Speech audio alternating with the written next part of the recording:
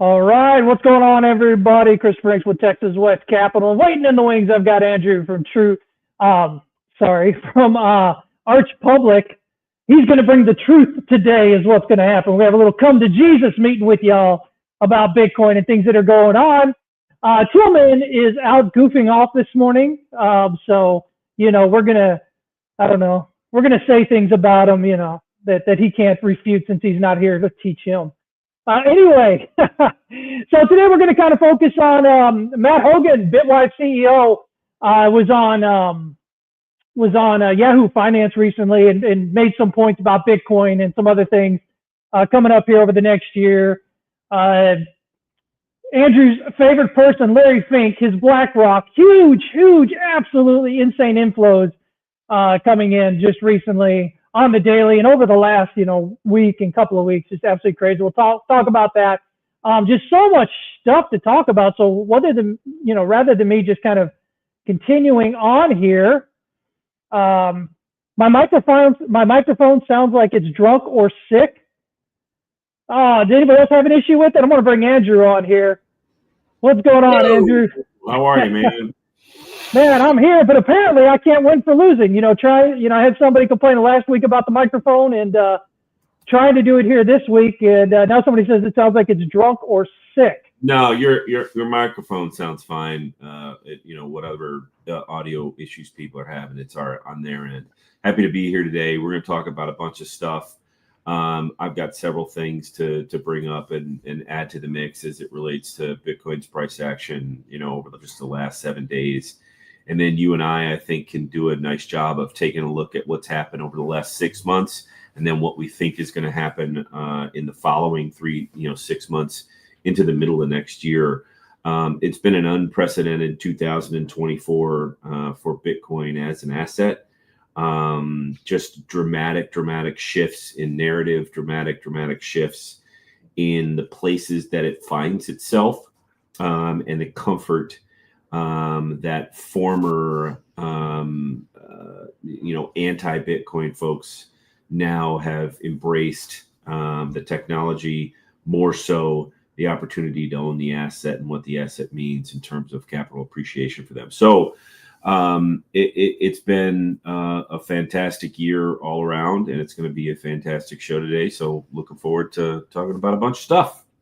Yeah, great. Can you all hear me now? Yeah, I went to switch to a different microphone, so I've got my headphones for the ears, but we'll go with that. We'll figure it out one day. Anyway, so what's going on? I see Fibo's here. What's going on, buddy? Always good to have you in here. So I guess the big thing, I love, I've said it so many times before. I love the Bitwise guys. I know a few of them. They've been on my Friday show. As a matter of fact, I'm kind of scheduling to get Juan back on there again. He's had a crypto research there here in the next few weeks, talking about a few things. He's a recent CIO thing that went out. But Matt Hougan was on, for those of you that missed it, on Yahoo Finance. And he made this prediction that he said by this time next year, we are likely to see Bitcoin at 200,000. And then he said, listen, and he's made the same point I have, which is, again, politicians often come out here and, they make promises, and sometimes they do them, sometimes they don't. But, again, his idea is, hey, listen, if this, this Bitcoin strategic reserve thing pops out, then again, it's game on across the world, because all of a sudden it's got to be taken seriously. The other countries won't just allow the U.S. to do it. And he said, in that case, not by the end of next year, but, without too far off, you're likely to see potentially 500,000 or more on Bitcoin. And I think, that's just a lot of what we've been talking on here about throughout this year, the last 6 months that we've been doing this, where it's just that, we continue to see all this institutional flow, and this is just the first year, right? So this is just the first year. And we had, for instance, Blackrock the other day pop in over 741 million? Yeah, it's like 741 or 43 or whatever the number was. And I think over the past 14 business days or something, I tried to do the math on it. Or maybe let's call it just 3 weeks. We're looking at more than $5 billion has flowed in new money into just BlackRock's, crazy. IBF alone. They put out one of their, heads of something or other put out a post yesterday, specifically about their IBIT product, staking the claim that it's now over 50 billion in assets under management. And they always undersell how much is in there. It's probably closer to 53 right now, given the adjustments in price and then the additional inflows that have happened. The quote post that I did on it is just BlackRock's IBIT product, right? So just their ETF at more than 50 billion. And by the way, when that product launched, it was at zero, right? There were no, they weren't bringing Bitcoin holdings to the party. They were at zero. These are pure, unadulterated inflows. There was basically some of the staunchest, most bullish of us were like, okay, the class is going to get 5 to 10 billion in inflows for the year. Yeah. BlackRock's product alone is 10x that 5 billion number, right? They're not done for the year, by the way. They'll probably be at 60 billion. Probably, I think maybe 4 months ago, I had a conversation with somebody at BlackRock and then somebody, a legal individual that works with BlackRock. And they made the claim that they expected their IBIT product to be at 40 billion or above at that point. When I had that conversation, they were at like 23 billion, right? So that was wildly bullish at the time. They have surpassed that. So it is hard to communicate with the adjectives available to us in the English language how incredible this run is in a newly launched product at the largest financial services company on the planet. For this to be this successful, this fast, nobody predicted it. Zero people predicted this.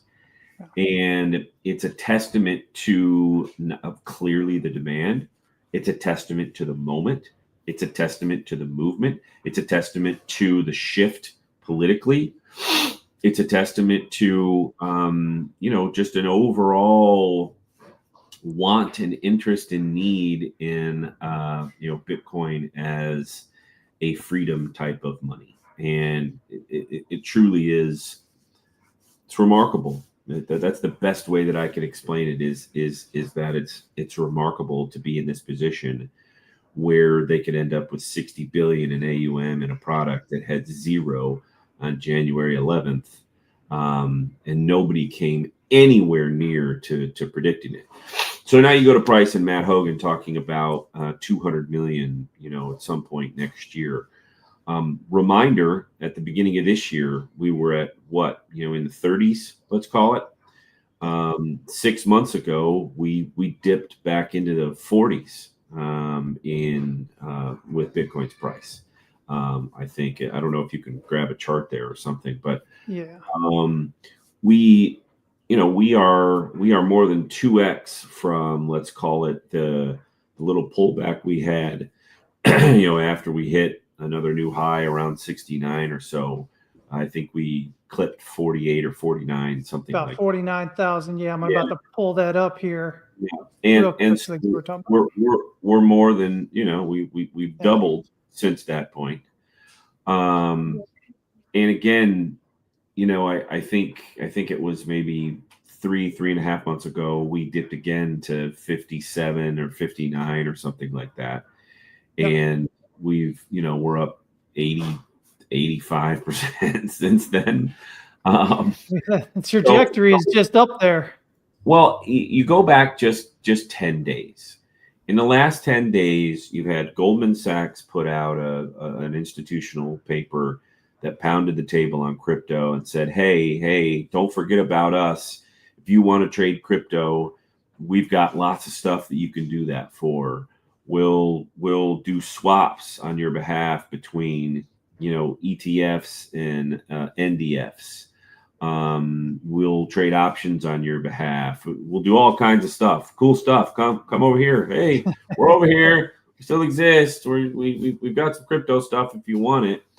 And then you have Goldman CEO David Solomon come out a couple days later and say, yeah, we've got some more Bitcoin and Ethereum product ready if the regulators are cool with it. I mean, that's just, all that is that's coded language for we're working with regulators to bring more product to the table, right? Yeah. We've got strategic reserve conversations. We've got, Trump and Trump associates and Trump family members at Bitcoin Mensa overseas a couple weeks ago, talking about $1 million Bitcoin price. We've got news, about Trump being, and some of his finance staff and some of their appointments being interested in the price of Bitcoin, and that being a bit of a barometer associated with the health and wealth of his, administration. We've got the Bernstein Black Book. We have all of these things, right? Who haven't I mentioned? I haven't mentioned Saylor and MicroStrategy buying $1.5 billion worth of Bitcoin every week, sometimes twice a week.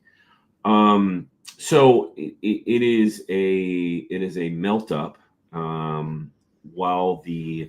And I mentioned this on another show earlier this week.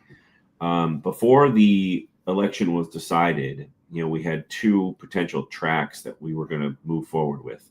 One track was effectively Bitcoin and Ethereum are the only thing that are allowed to exist, and they're probably going to be pulled into the ETFs, and that's going to be the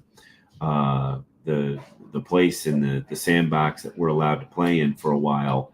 Kind of like a road that's a one-lane road when you're going over a bridge, you're hoping another car shows up. It's that tight of a road. Whereas with Trump winning, we're now on a 6-lane highway associated with crypto. And we think we've got some really great folks that are in the process of, pounding away and putting in posts and guardrails on the sides of those 6 lanes. We can bump up on either side. We got a lot of space to work with. Yeah. So the melt up associated with, some regulatory open roads, some political clarity, and now at the same time, you've got tons of capital being shoveled into the space. It's no surprise that we're at 104 and change. It's no surprise that we've hit new highs darn near every other day for the past month. It's a remarkable time to be involved with Bitcoin, and where do we go from here? Yeah, and so I think that's a great point here. I was on Scott's show this morning. We usually do the Wednesday thing. I'm bringing some charts, but he had James Butterfield, who of course is head of research there at CoinShares. And after the show, James added this chart here, which shows the cumulative fund flows of gold versus Bitcoin. Now, Peter Schiff can yell and throw a tantrum all he wants, but damn, right? I mean, that's a huge deal. So remember, back in, let's call it April, May, and June, the Peter Schiffs of the world, the Jim Biancos of the world were like, well, really, this is just we're seeing a little bit of a rotation trade out of gold ETFs into Bitcoin ETFs. There's no real new money here. There's no big, this isn't degen type stuff. This is just rotation from one to another. Well, that's not true. I mean, that's just flat out not true. You look at that chart, even when there were net outflows from gold, and then obviously the huge inflows into Bitcoin, the flows into Bitcoin were 3 to 4x what the outflows were for gold, right? Yeah. And then on top of that, now that's completely dissipated.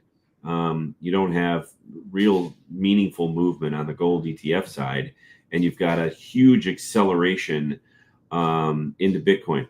By the way, I don't do this often, even though Tillman would laugh about what I'm about to say and the fact that I don't do this often. But I would like to pat myself on the back, because I said on this show many, many, many times, once we get out of sell in May and go away and summer ended, and we got back into, let's call it, late September, October, November, December, that we would see a significant acceleration in flows associated with the Bitcoin ETFs, because that's just how Wall Street works.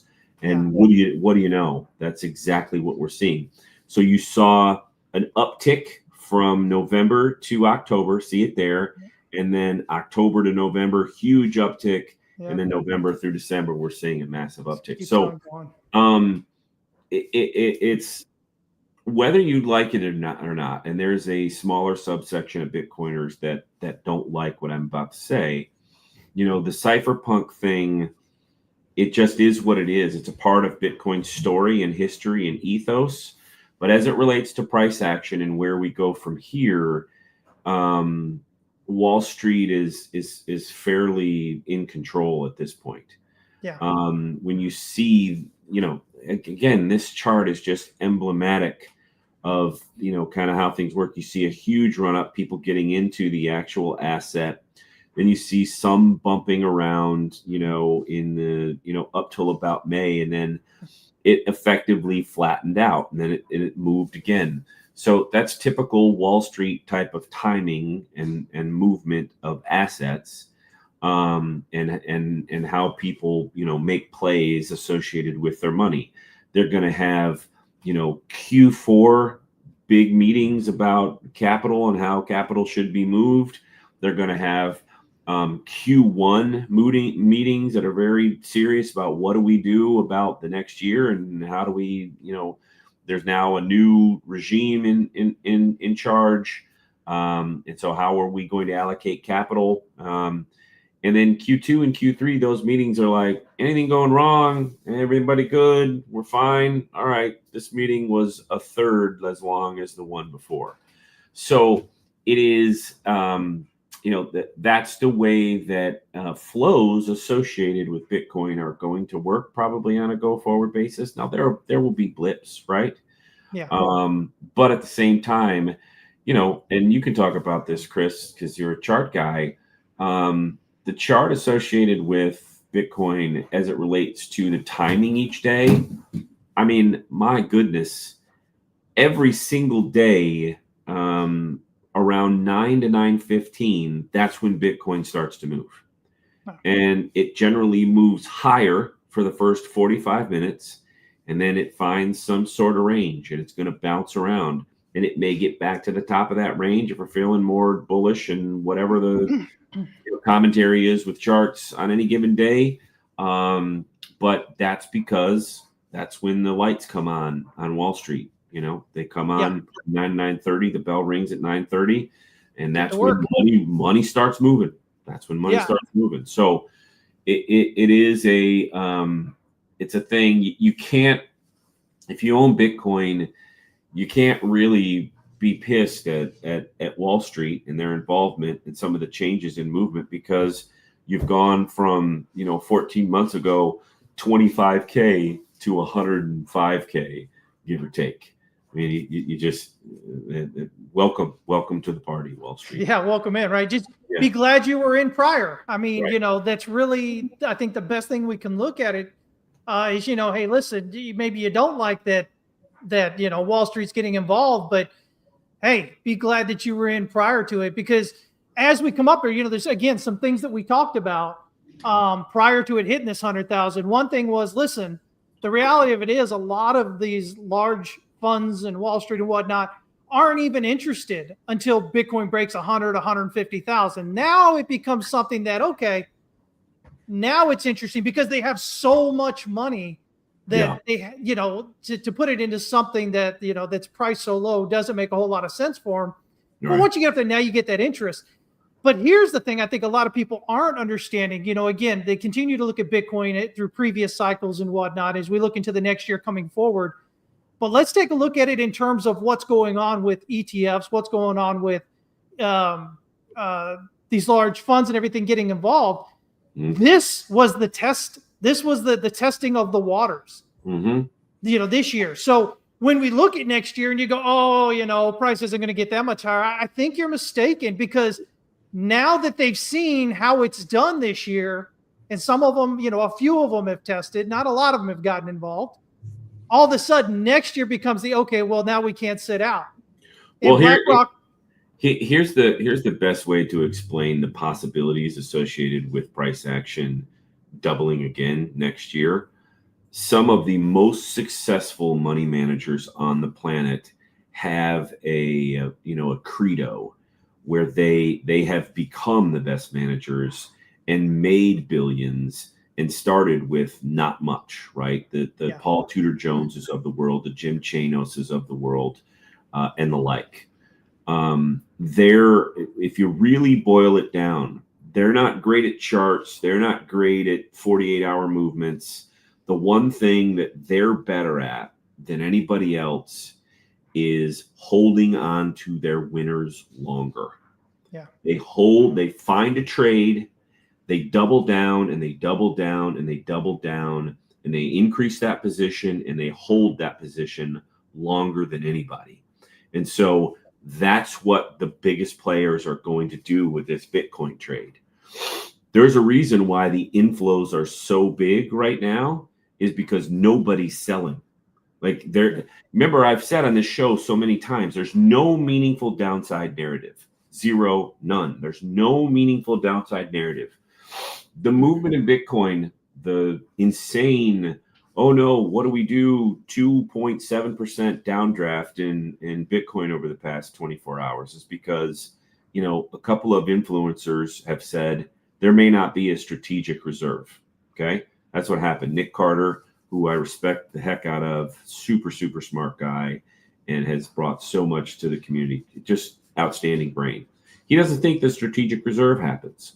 Okay, that's an interesting thought. It may or may not happen.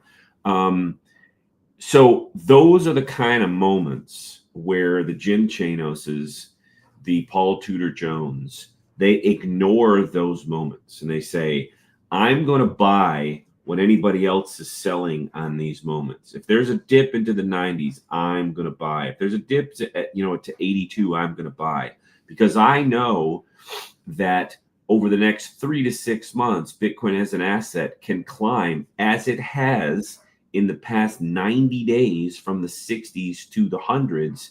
It can shoot up another 40%, 50%. So those guys have the cojones, so to speak, to hold and grow and grow and grow and grow and hold longer, hold their winners longer than other people do, right? You saw that, for example, you could talk to 1 million folks that made money with NVIDIA, and 95% of those folks that made money with NVIDIA sold too soon. They just sold too soon. They doubled their money or they tripled their money, and they're like, this can't keep going up. I've got to sell. And then it goes up more and up more and up more and up more. So the absolute best hedge fund money manager guys that are legends, they will tell you the way that you make the biggest money is to hold on to your winners. That's the way that you do it. And so I think that's going to be a dynamic with Bitcoin next year, because we're going to see, continued headlines that are positive. We're going to see, it may not be the, Zen moment of all Zen moments where the United States and Donald Trump calls a press conference and they lay out that they're going to buy over the next 18 months, some crazy number worth of Bitcoin. Okay. That may not happen, but that doesn't mean it's not going to happen in this country or that country or that country or that country. And then this company and that company and that company and that company. Doesn't mean it has to be Microsoft, right? But Microsoft's one of the 3 biggest companies on the planet, right? Maybe it's the 474th largest company in the world, right? Maybe it's the 345th. Maybe it's, some company that we haven't thought of, but there aren't just the Fortune 500 companies. There's actually a Fortune 5,000. And if 10% of those companies end up putting Bitcoin on their balance sheet, that's as big as a strategic Bitcoin reserve, right? Yeah. So my point is that the Jim Chanoses of the world, the Paul Tudor Joneses of the world, what they're doing is they're saying, yeah, my Bitcoin is up, 150% this year, but I bet it can go up 120% next year too. So I'm not selling any. Nope, not going anywhere. Yeah, and it's crazy because, again, it's been a year. That's it. If we were looking at December of last year, we hadn't even had the ETFs come in yet. Yeah. We hadn't had this, I don't believe around this time, maybe it might have been right around this time, where the accounting rules were going to change coming in January of 2025. You didn't have these companies coming in, and really many of them kind of coming in there and replicating what MicroStrategy's been doing. And so when we look at it now, just like I said, just a year later, barely a year later, there are so many different ways to look at Bitcoin now, big numbers, in terms of big numbers. Again, companies adding to balance sheets, the accounting change, potential nation state, strategic reserves. And even within the US, we've got multiple states, putting out legislation to potentially get voted on as far as doing that. We've got big companies which, are at least taking votes on whether they should look at adding Bitcoin to their balance sheet. And then, like you said earlier, we got Saylor out there he's doing the heavy lifting right now. He's doing $1.5 billion a week, twice on Sundays, as he continues going on here. If you go back 5 years, okay, let's take a trip back to 2019. You and I were around when Bill and Ted's Great Adventure was a thing in cinemas, right? Let's get in the phone booth, let's hit the thing, and let's go flying through history, right? We go back to 2019. In the last 14 days, we've had a full year of headlines for Bitcoin just in the last 14 days now, as we would have back in 2019. If any of those things would have happened in 2019, it would have been cause for wild celebrations. It would have been the headline at the Bitcoin conference. We'd have found somebody to talk about Goldman putting out an institutional paper. By the way, I'm going to take a minute to look up, because the first paragraph of that paper is not something that I talked about last time we talked, because I skipped over it. I went immediately to swaps and options, and the fact that they just want everybody to come trade their Bitcoin and Ethereum and ETFs and options and NDFs with them, right? Yeah. But the fact of the matter is here's the first paragraph on the first page of that paper that they put out on a Saturday. In light of upward price trajectory in crypto markets in November, on the back of market expectations with regards to the potential prospects and policy implications under the President-elect Trump administration, we flag Goldman Sachs crypto capabilities to professional investors in approved jurisdictions. So think about that. Price trajectory, crypto markets, market expectations, potential prospects, policy implications of the new administration. That is as green light as you can possibly find on a piece of information on Wall Street as you can possibly get. Like, hey, everybody, please come do business with us. And futures, NDFs, options, ETFs, and basis trade packages. Like that's everything you can possibly do with crypto right now, short of them saying, hey, if you want to borrow a VPN from us and trade on Uniswap, we can do that too. You can't do that at Goldman Sachs, obviously. That's not allowed here in the United States. But basically everything you can legally do with Bitcoin and Ethereum is Goldman Sachs is saying, hey, come do it with us. And they're shouting it from the rooftops. So it is we're in a unique moment, and the point is don't squander the unique moment, right? Yeah, exactly. It is, as it's been said in so many different forms this year, don't F this up, right? Mm-hmm. Yeah. But as human beings, that's what we do. Yeah. We F it up, right? I mean, we convince ourselves why a thing cannot happen rather than just looking at the risk side of it, go, okay, well, how do I reduce my risk without missing the opportunity? And I think that's probably the biggest thing for, retail participants to get involved in the market. It becomes this, okay, either I'm going to get really excited at the beginning where I'm just getting in and numbers going up, versus it goes in a while and you go, oh God, like you said with NVIDIA, for instance, you make a couple X return. You're like, well, shoot. I need to go ahead and just take this and be out of it. And then it exponentially increases in return after that. So I think, as retail traders and investors, when you come in, and then this isn't for every single thing out there, obviously, it's for, there was Amazon back in the day, there was Apple, there's NVIDIA, there's Bitcoin, but you have to learn to get in there, go, okay, how do I reduce this risk without actually getting fully out, and so when we're looking at that, David here, one of viewers made that comment. It says, we didn't have a sailor and ETFs last cycle and Bitcoin did awesome returns. So it would not surprise me if Bitcoin's gone nuts above 100K and did a hockey stick to 200K or even higher. And, again, a lot of times people come there like, well, what's the top? What's the top? Well, the top is whatever the top's going to be, folks. The key is just to make sure you're in it while it's rallying up there. And not to worry about, if you're only going to play the cycle, don't worry about trying to get out at that absolute top. The absolute highest point is not the top. A top is this area of distribution that happens near that high. And when you're talking, say, 200,000, near that high could be, 175 to 200,000 as a range because it's so significant. So here again, I just got tagged in somebody tagged me on Twitter associated with a post, and BlackRock just put out, this is BlackRock. This is not, somebody talking about BlackRock. This is BlackRock's Twitter page. Just put out 38 minutes ago. They put out a video. It's a 2-minute video.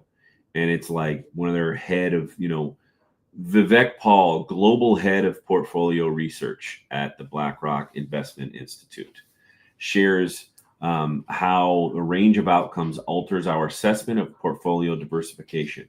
So they make 3 points associated with diversification in 2025. One is whatever, who cares? I didn't read it. 2, they mentioned gold. You know what the third is? Bitcoin. The third is Bitcoin. So one of their 3, this is what we think you should do with your portfolio. Here are the 3 things you should do with your portfolio associated with risk and diversification. Bitcoin's one of them. That again, you can't quantify what it means for the largest asset manager on the planet, right? 12 trillion in assets under management, to every single day be pounding the table in one shape or form associated with Bitcoin. Because yesterday I just quote posted another post that BlackRock did about how big their Bitcoin ETF is from BlackRock. So the next day there's another post from them that includes and talks about Bitcoin. This is why Jim Chanos and Paul Tudor Jones and the like, this is why they hold on to positions for a very, very long time. And that's how they win. That's how they win long term. And so, it's a new world we're living in terms of Bitcoin and the price of Bitcoin and how it acts. Well, I gave you a heads up before we came on live here, and I told you I was going to hit you up and say, listen, 741 million just the other day pulled in by BlackRock. When do you think we see BlackRock bring in $1 billion in a day? Do you think it comes in the next, what do we got, like 7 or 8 full trading days? No, I think it happens between January 3rd and January 15th.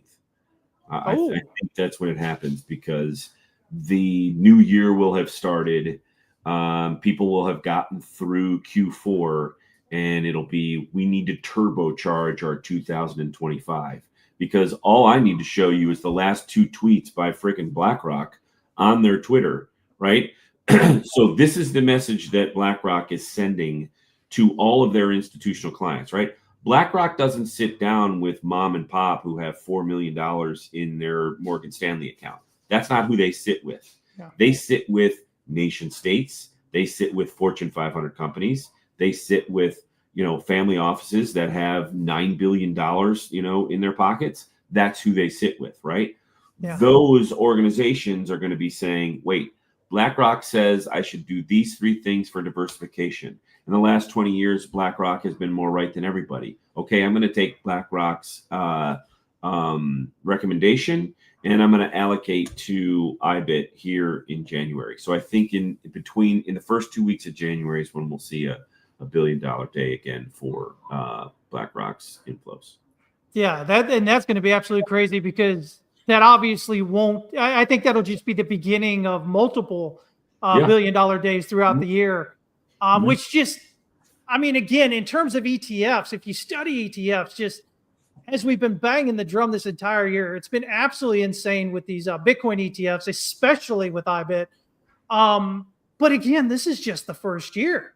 Mm-hmm. This is everybody kind of dipping their toes in and kind of testing the waters a little bit, I think those big allocations come next year. I'll also make a prediction that Bitcoin, BlackRock's IBIT product, will be over $100 billion in AUM by the end of Q1 of next year. So it'll be over $100 billion, and that will, it's already unprecedented. That's completely unprecedented. It's unprecedented in every way. And so I want, would it surprise me if it's over 100 billion by January 12th, which is 1 year exactly from the day it started trading? No, that wouldn't surprise me. But I'll stick to my prediction of by the end of January, it'll be at 100 billion. It's just, you're saying, wait. So you're saying the end of January, or you're saying the first quarter?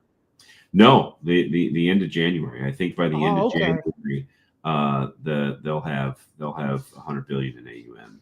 Which is crazy, because a year for 50 billion, right, and you're talking about just a month to double that. Yeah. No, I really think that the velocity is going to continue. Think about it. We've seen over the past 2 weeks, we saw 240 million went in, then 347 million went in, and then 413. Now we're at 704. It continues to move and move and move and move. And again, there's not a narrative that would give people pause. There's not a narrative that says, I don't know, maybe I was gonna do 52 million, coming in January, but maybe I should just do 22. There's no reason for that. There's no reason for it. So it's gonna be fun to watch. It'll be real fun. So let's kind of move toward MicroStrategy here. So obviously with it was a month ago, they said they had this 4-year plan to be buying, right? And here we are, like a month or it was 2 months ago, whatever. And so like a month or two later, they've basically done what their 4-year plan was. Yeah. And so, obviously it's bringing a lot of criticism now. And, it seems like on my X feed, I'm getting all these, well, here's how it's all going to implode, and here's how it's all going to die off and whatnot. So what do you think when you look at MicroStrategy and what they're doing now? And obviously they're offering different things. They've got zero coupon, they've got, convertible, they've got equity, they've got all these different ways that they're raising this this cash coming in here. Where do you see this headed with them? Well, the people that want to say that it's going to blow up, they just want to be the first to say it. So if it does happen, they look like geniuses. Those folks are a dime a dozen. Two, the blowups that previously happened in crypto were fraud.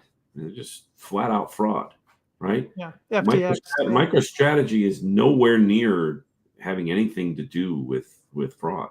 This is banking 101. This is equity 101. This is how you use assets and turn them into purchases, right? The sale of equity turned into a convertible note that can then be used, the proceeds of which can then be used to purchase Bitcoin. So there are banks behind this that when he does the convertible note stuff and when the money is loaned to him, there's a bank there are banks doing that. They're facilitating that on his behalf. MicroStrategy isn't some, he's not just some Wizard of Oz behind a curtain doing this all by himself. That's not possible in the position that he's in traditional markets. He runs a company that is highly regulated, regulated, right? So it is what it is, and it's going to continue until until Bitcoin takes some sort of meaningful move to the downside. And the people that think that it's going to end badly are just banking on the fact that, okay, Bitcoin's gone down by 60 to 80% every cycle. And so at some point that'll happen. Will it, though? Are we still in a world where Bitcoin price dips by 80%? I don't think so. Is there a world where it dips by 40%? Maybe, sure. I don't know when. But I don't think Saylor has real issues with a 40% dip. I just don't think he does. On top of that, Saylor has weathered an 80% dip the last cycle. He was doing this the last cycle, not to the degree that he's doing it now, but he still had done it. He still had a ton of Bitcoin on his balance sheet at a certain, number that people were like, well, if it goes under, he's going to have to liquidate, and he's screwed. Didn't happen. So Saylor's a smart guy. Saylor is a really smart guy, and he's doing what he thinks is right for his company, his shareholders. So I'm not a Saylor hater in any way, shape, or form. I think he's doing what he thinks is right, and he's making a lot of money for shareholders. Also happens to be a uniquely great advocate for Bitcoin. I mean, we went on CNBC the other day, and they brought up, there are people that say this is a Ponzi scheme. What do you say to them? And his answer was brilliant. He's like, for 300 years, people have been buying and selling real estate in Manhattan. And for 300 years, those buildings have gotten taller and taller and taller and taller and taller, and gotten more and more and more expensive to build and sell. He's like, do people call that a Ponzi scheme? No. So it's not. I call what we're doing an economy. It's not a Ponzi scheme. It's an economy. It was a brilliant response. So, and it's also true, right? It's also true. Now, Black Swan, who knows about that stuff? These are things that nobody can predict, which is why I made the point in the beginning that, saying that he's going to blow up, the people that are saying that, they're not basing it on, reasonable mathematics. It's simply a hope and a wish that I'm the first one that said it. So, my Twitter followers will go up by half if it actually happens, and I look like a hero. That's the only reason they're saying it. It's for clout. I can't hear you. Yeah.